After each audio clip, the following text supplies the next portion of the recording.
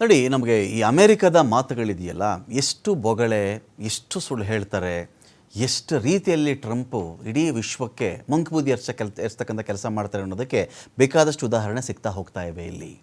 ಇದೇ America Iran ಬಗ್ಗೆ ಏನು ಮಾತಾಡ್ತು ಸ್ಟಾರ್ಟಿಂಗು? ಟ್ರಂಪ್ ಇಸ್ರೇಲ್ಗೆ ಏನು ಉದ್ದೇಶ ಆದರೂ ಇದ್ಕೊಳ್ಳಿ, 2025 ಜೂನ್ ಸಂದರ್ಭದಲ್ಲಿ ಇರಾನ್ನ ಮೇಲೆ ದಾಳಿ ಆದಾಗ ಇದೇ ಅಮೇರಿಕ ಹೇಳಿದ್ದದ್ದು ಅಥವಾ ಇಸ್ರೇಲ್ ಹೇಳ್ತಾ ಇದ್ದದ್ದು, ಅಲ್ಲಿ ಪರಮಾಣು ಸಂಗ್ರಹ ಇದೆ, ಪರಮಾಣು ಬಾಂಬ್ ರೆಡಿ ಮಾಡ್ತಾ ಇದ್ದಾರೆ, ನನಗಿದು ಆತಂಕ. ಅಮೇರಿಕ ನಾನು ಬಂಕ್ ಬಸ್ಟರ್ ಹಾಕಿಬಿಡ್ತೀನಿ, ನನ್ನ ಹತ್ರ ಆ ವಿಮಾನ ಇದೆ ಈ ವಿಮಾನ ಇದೆ ಹೇಳಿ ಆಯಿತು.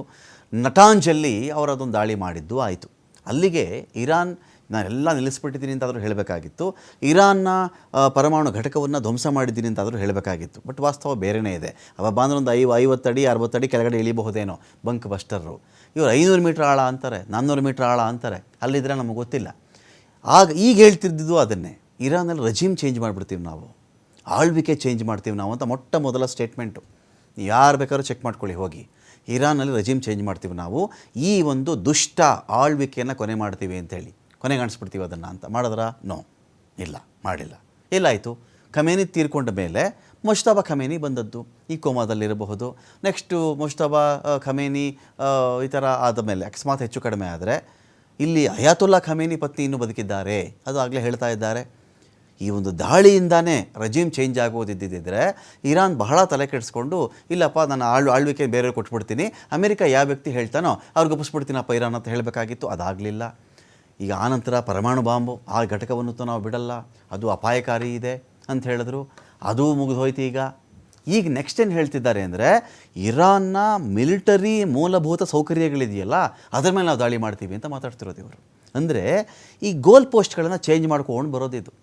ಅಂದರೆ ಅಮೆರಿಕ ತನಗೆ ಯಾವ ವಿಷಯವನ್ನು ತಾನು ಫೋಕಸ್ ಮಾಡಿದ್ನೋ ಅದರಲ್ಲಿ ನನಗೆ ಕಂಟ್ರೋಲ್ ಸಿಕ್ಕಲಿಲ್ಲ, ಹಿಡಿತ ಸಿಕ್ಕಲಿಲ್ಲ, ಅಥವಾ ನನಗೆ ಅದರಲ್ಲಿ ಜಯ ದಾಖಲಿಸಲು ಆಗಲಿಲ್ಲ ಅಂದಾಗ ಗೋಲ್ ಪೋಸ್ಟೇ ಚೇಂಜ್ ಮಾಡಿಬಿಡೋದು. ಒಂದು ಗ್ರೌಂಡಿಗೆ ಮೊದಲೇ ಒಂದು ಗ್ರೌಂಡಲ್ಲಿ ಒಂದು ಗೋಲ್ ಪೋಸ್ಟ್ ಇರುತ್ತೆ, ಅಲ್ಲೇ ಹೋಗೆಲ್ಲ ಗೋಲ್ ಹೊಡಿಬೇಕು.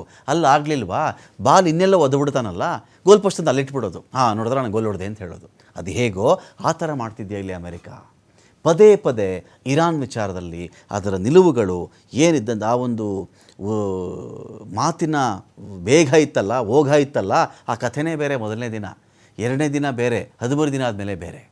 ಈಗ ಇನ್ನೊಂದು ರಣಭೀಕರ ದಾಳಿಗೆ ಅಮೆರಿಕ ತಂತ್ರ ಮಾಡ್ತಾ ಇದ್ದಂತೆ ಅಮೆರಿಕ ರಕ್ಷಣಾ ಕಾರ್ಯದರ್ಶಿ ಪೀಟ್ ಹೆಗ್ಸೆತ್ ಈ ಸುಳಿವನ್ನು ಕೊಟ್ಟಿದ್ದಾರೆ. ಇವರಿಗೆ ಇರಾನ್ನ 15,000 ಗುರಿಗಳ ಮೇಲೆ ದಾಳಿ ಮಾಡಿಬಿಟ್ಟಿದ್ದೀವಿ, ಇವತ್ತು ಇರಾನ್ನ ಮೇಲೆ ಅತಿ ದೊಡ್ಡ ದಾಳಿ ನಾವು ಮಾಡ್ತೀವಿ, ಇವರಿಗೆ ಕಂಡು ಕೇಳರಿದ ದಾಳಿ ಇದಾಗಿರುತ್ತೆ, ಅದಕ್ಕೆ ನಾವು ರೆಡಿ ಇದ್ದೀವಿ, ಇರಾನ್ನ ಎಲ್ಲ ಮಿಲಿಟರಿ ಶಕ್ತಿಯನ್ನು ನಾಶ ಮಾಡ್ತೀವಿ ನಾವು ಅಂಥೇಳಿ ಅಮೆರಿಕದ ರಕ್ಷಣಾ ಕಾರ್ಯದರ್ಶಿ ಪೀಟ್ ಹೆಗ್ಸೆತ್ ಹೇಳಿಕೆ ಕೊಟ್ಟಿದ್ದಾರೆ. ಈವರೆಗೂ ಇರಾನ್ನ ಹೊಸ ನಾಯಕನ ಸುಳಿವೇ ಇಲ್ಲ.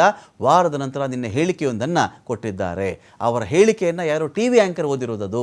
ಇಂತಹ 100 ರೆಕಾರ್ಡ್ಗಳನ್ನು ಇರಾನ್ ಇಟ್ಕೊಂಡಿದೆ ಅಂತ ಕೂಡ ಅವರು ಮಾತಾಡಿದ್ದಾರೆ. ಹಾಗಾದರೆ ನೂತನ ಲೀಡರ್ ಮುಜ್ತಬಾ ಖಮೇನಿ ಎಲ್ಲಿ? ಅವರು ಗಾಯಗೊಂಡು ಬಿಟ್ಟಿದ್ದಾರೆ ಅನ್ನೋ ಮಾಹಿತಿ ನಮಗಿದೆ. ಅಮೆರಿಕದ ರಕ್ಷಣಾ ಕಾರ್ಯದರ್ಶಿ ಹೆಗ್ಸೆತ್ ಅವರ ಹೇಳಿಕೆ ಇದು. Down 95%. And as the world is seeing, they are exercising sheer desperation in the Straits of Hormuz.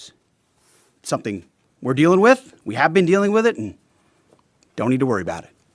We're on plan to defeat, destroy, disable all of their meaningful military capabilities at a pace the world has never seen before.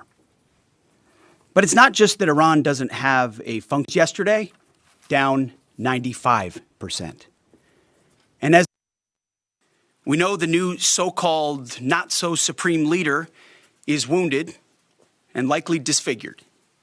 He put out a statement yesterday.